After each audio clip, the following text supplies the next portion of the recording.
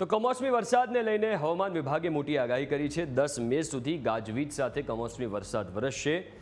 Upper air cyclonic સર્ક્યુલેશનને કારણે વરસાદી માહોલ જોવા મળશે। રાજસ્થાન અને તેની આસપાસમાં જે સિસ્ટમ સક્રિય થઈ છે એને કારણે 10 તારીખ સુધી રાજ્યના મોટાભાગના હિસ્સામાં હવામાન બદલાશે અને વરસાદ જોવા મળી શકે છે।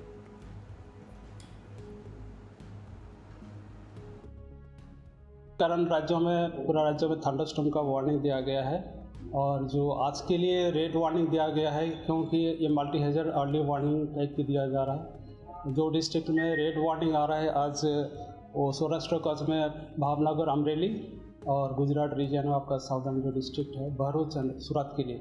इसी के लिए इधर जो हो रहा है थंडरस्टॉर्म हो रहा है, हेल स्टॉर्म भी रहेगा, उसके साथ 60 to 70 किलोमीटर प्रति घंटा रफ्तार में गस्टिंग स्पीड भी रहेगा।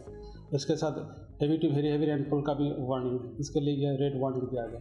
अभी ये 5 दिन के लिए हम दे रहे हैं, 6 मई to 10 मई तक दे रहे हैं, 10 मई तक दे रहे हैं थंडरस्टॉर्म की।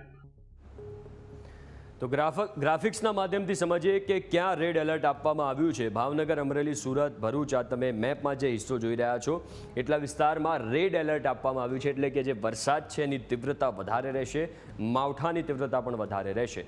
આ એટલા વિસ્તાર કે જ્યાં રેડ એલર્ટ આપવામાં આવ્યું છે। દક્ષિણ ગુજરાતનો કેટલોક હિસ્સો અને સૌરાષ્ટ્રનો કેટલોક હિસ્સો, ભાવનગર, અમરેલી, સુરત અને ભરૂચ આટલા જિલ્લામાં રેડ એલર્ટ આપવામાં આવ્યું છે।